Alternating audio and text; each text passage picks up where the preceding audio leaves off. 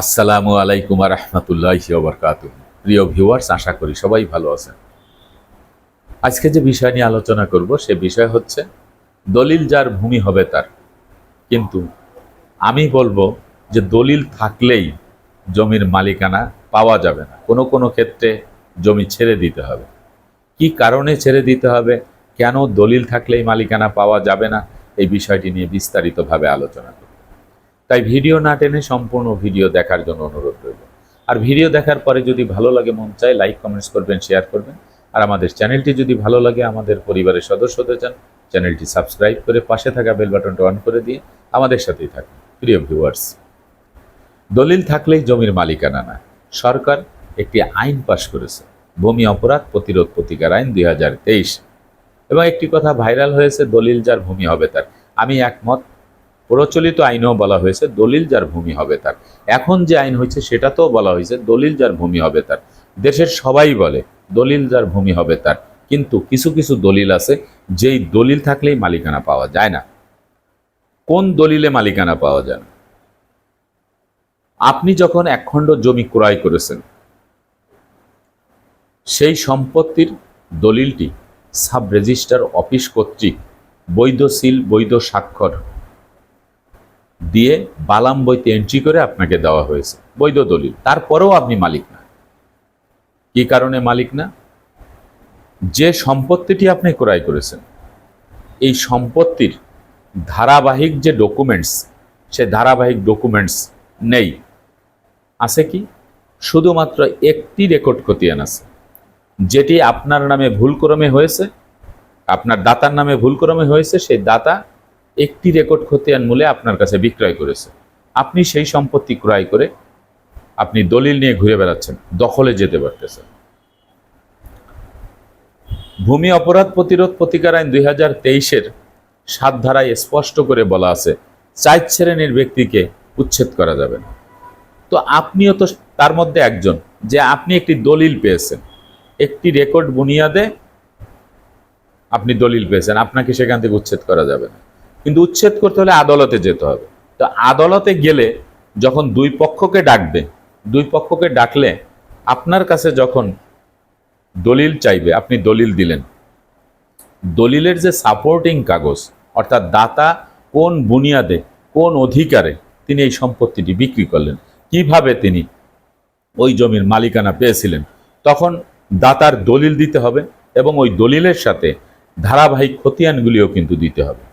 তো যদি আপনি ধারাবাহিক খতিয়ানগুলি না দিতে পারেন, আপনি যদি শুধু ওই একটি রেকর্ড দেন যে এই রেকর্ড বুনিয়াদে দাতা আমার কাছে বিক্রয় করেছে, আমি সেই সম্পত্তি ক্রয় করেছি, তাহলে ওই দলিল টিকবে না।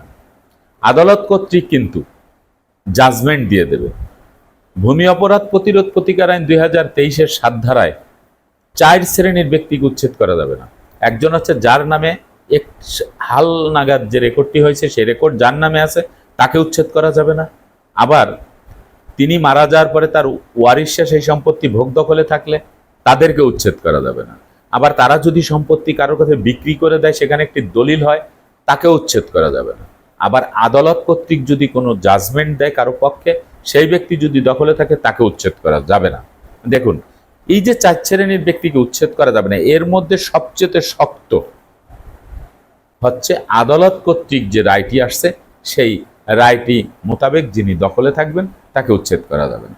তাহলে আপনি যে সম্পত্তিটি ক্রয় করেছেন, সেটি একটি রেকর্ডের বুনিয়াদে, যিনি প্রকৃত জমির মালিক, তার সিএস রেকর্ড আছে, তার এসএ রেকর্ড আছে, তার আরএস রেকর্ড আছে, তার হাল নাগাদ বিএস রেকর্ডটি হয় নাই, সেই বুনিয়াদে একজন জমি বিক্রি করে দিয়েছে। কিন্তু এই যে ব্যক্তি, তার পূর্বপুরুষের সম্পত্তি, তার সেই সম্পত্তি নিয়ে যদি তিনি বিজ্ঞ আদালতে মকদ্দমা করেন, তিনি কি সম্পত্তি পাবেন? আপনার ওই দলিল মূলেই কি আপনাকে ছেড়ে দেবে? দিবে না। আদালতের বিচারাধীন মামলা আদালতের বিচার্য বিষয়, সর্বময় ক্ষমতার অধিকারী হচ্ছে আদালত। আপনি, আমি, সাব জজ, এই সাব রেজিস্ট্রার, আপনার এসি ল্যান্ড, ডিসি সাহেব যা বলুক না কেন, কাগজপত্র মোতাবেক একটি জজ কোর্ট থেকে, আইন আদালত থেকে যে সিদ্ধান্তটি দেবে, সেটি হচ্ছে চূড়ান্ত সিদ্ধান্ত। আর আদালতের সিদ্ধান্ত বের করে আনতে হলে আপনার প্রয়োজন ডকুমেন্টস। আর সেই ডকুমেন্টসের কথা যতগুলি যতগুলি আইন প্রণয়ন করা হয়েছে, পরিপত্র জারি করা হয়েছে, প্রত্যেকটি পরিপত্র এবং প্রজ্ঞাপনের ভিতরে স্পষ্ট করে বলা আছে যে দলিল যার ভূমি হবে তার থাকতে হবে দলিলাদি। তা দলিলাদিগুলি কি? সরকারের দলিল, প্রত্যেকটি খতিয়ানের ধারাবাহিকতা। এজন্যই বলা হয়েছে যে শুধুমাত্র দলিল থাকলেই আপনি মালিকানা পাবেন না, আপনাকে ধারাবাহিক খতিয়ানগুলিও থাকতে হবে, আপনার নামে খাজনা রসিদ থাকতে হবে, আপনার নামে নামজারি থাকতে হবে। এই সকল বিষয় নিয়েই আপনার কিন্তু এই সম্পত্তি পেতে হবে। দ্বিতীয় নম্বরে হচ্ছে যে আপনি দলিল মূলে মালিকানা পেয়েছেন, আপনি যদি দখলেও থাকেন তাহলেও কিন্তু কোনো সমস্যা নেই। সমস্যা হলো যেই ব্যক্তির সম্পত্তি, যার সকল কাগজপত্র আছে, তিনি আইনগত দিক থেকে তিনি যদি সিভিল কোর্টে যদি মামলা করেন, দেওয়ানি আদালতে, তাহলেও তিনি সম্পত্তি ফিরে পাবেন। আবার তিনি যদি নির্বাহী ম্যাজিস্ট্রেট আদালতে ভূমি অপরাধ প্রতিরোধ প্রতিকার আইন 2023-এর 8 ধারায় যেটি বলা হয়েছে অবৈধভাবে দখলচ্যুত ব্যক্তির দখল পুনরুদ্ধার, সেই ধারায় মোকদ্দমা করেন, সে সম্পত্তি সে ফিরে পাবে। সুনির্দিষ্ট প্রতিকার আইন 1877-এর 8 ধারায় যদি তিনি মোকদ্দমা করেন, জমি ফিরে পাবেন। 42 ধারায় মোকদ্দমা করেন, জমি ফিরে পাবেন। কারণ জমি দখলে থাকতে হলে 100% সকল ডকুমেন্টস আপনার থাকতে হবে। শুধু দলিল দিয়ে আপনি কিন্তু সম্পত্তির মালিকানা পাবেন না, দলিলের সাথে সাপোর্টিং কাগজ 100% লাগবে। আরেকটি বিষয় হচ্ছে সকল খতিয়ানের মধ্য থেকে যদি একটি খতিয়ান বের হয়ে যায়, একটি খতিয়ান বের হয়ে গেছে, সে যে কোনো একটি খতিয়ান বের হয়ে গেছে, সেই সব খতিয়ানটি এরকম হতে পারে সিএস খতিয়ান, এসএ খতিয়ান, দাদার নামে দাদার বাবার নামে, আরএস খতিয়ান আপনার নিজের বাবার নামে, একটি খতিয়ান বিএস খতিয়ান বের হয়ে গেছে। এই যে বিএস খতিয়ানটা বের হয়ে গেল, এটা হতে পারে জরিপকারকদের ভুলের কারণে, উদ্দেশ্যপ্রণোদিতভাবে লিয়াজু করে যে কোনো কিছুর বিনিময়ে এটা করে নিতে পারে। কিন্তু যার নামে হয়েছে কিন্তু সম্পত্তি ক্রয় করেন নাই, তার তো পূর্বপুরুষের নামে সম্পত্তি না, তাহলে ওই সম্পত্তির জন্য যিনি ক্ষতিগ্রস্ত ব্যক্তি, যিনি বঞ্চিত, তিনি তো আদালতে মোকদ্দমা করবেন, তিনি তো বসে থাকবেন না। আর আদালতে যখন মোকদ্দমা করবেন তখন তো সেটা সংশোধন হয়ে আসবে। আর সংশোধন হয়ে আসলে ওই যে ভূমি অপরাধ প্রতিরোধ প্রতিকার আইন 2023-এর 7 ধারার একদম লাস্টে 4 উপধারায় বলা হয়েছে আদালত কর্তৃক যার কাছে জাজমেন্ট থাকবে, সেই জাজমেন্টটি যদি ওনার নামে হয় তাহলে জমি ছেড়ে দিতে হবে।